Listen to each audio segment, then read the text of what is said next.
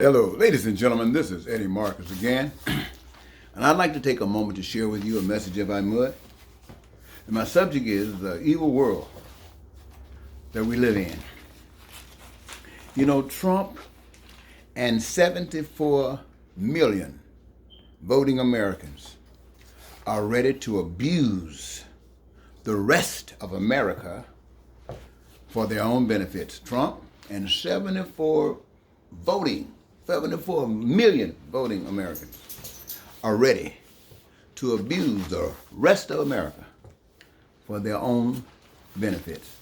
Selfishness, you would think, even though 74 million agree. 75 million others are not as evil as Trump and those 74 million others. But they are willing to leave still millions wanting. Let me say that again. The other 75 million voting Americans, they're not as evil as the Trumpsters, but they too are willing to leave millions others wanting.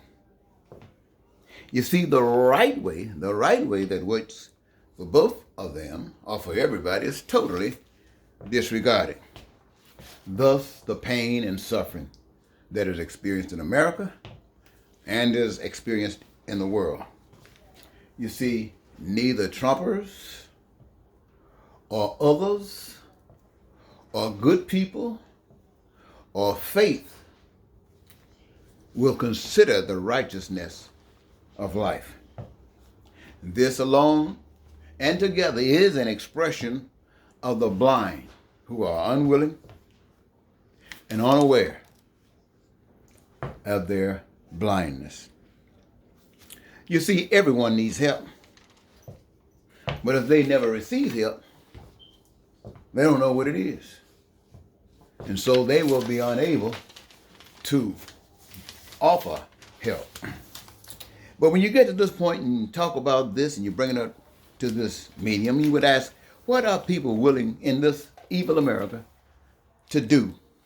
Well, in America and the rest of the world, here we are on this earth, everybody wants to be rich. And the question becomes, what will they do to be rich? What will they actually,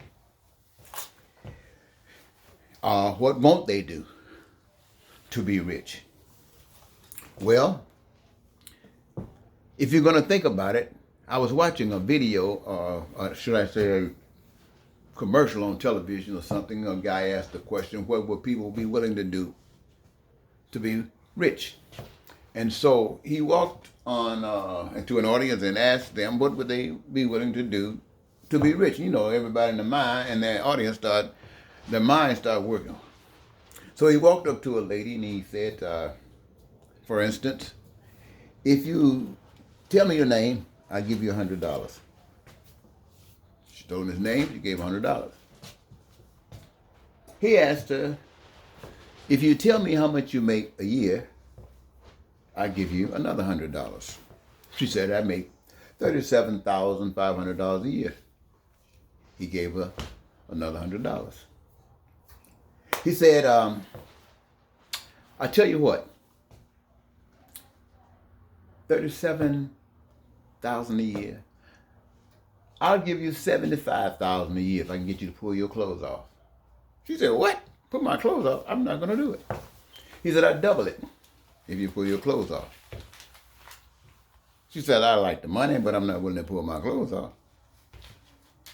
So he said, well, I'll tell you what, I'll triple it. Pull your clothes off and I'll triple it. I'll triple 37,000. No, I'll double 75,000, 350,000. 150,000, excuse me, 150,000. And then double that to 300,000 if you pull your clothes off. She said, no, I'm not going to do that. He said, is that your final answer? She said, yes. He asked, who's there beside you? That's your husband? She said, yes. He asked him, what would you do? Will you pull your clothes off? He said, for a couple of $1 million, sure, I'll pull my clothes off. Now, the audience is packed. He said, for a couple of $1 million, sure, I'll pull my clothes off. He asked, well, I'm not talking about your clothes. Will you pull her clothes off? He looked at her. He tried to negotiate with her. She acted like she wasn't going to give in. He starts snatching off her clothes. He starts snatching off her blouse, and she starts down. He starts struggling. He yelled out, "I'll give everybody that will help me pull her clothes off $100." The whole crowd got it. The whole audience got it. They weren't going to give but $100, but they were willing to do whatever was this. I mean, what's the word I want to use? It wasn't just a disadvantage. They would do anything, even embarrassing, at a rate of $100. The woman didn't mean anything. To a rate of the millions, the wife didn't mean anything. And to everybody who was watching that program, know right then that money, out of all of that, was the most important thing. Decency, respect, and kindness. Not when it came down to money. It wiped everything off. And that's the world we're living in today, ladies and gentlemen. That Trump and 74 million people are just like that. But I want you to know the only reason that they are successful is because all of the rest of the people in the world will allow it to happen. Well, who will stop it? Those that are killed, who just won't put up with it. Other than being killed for it, it'll happen.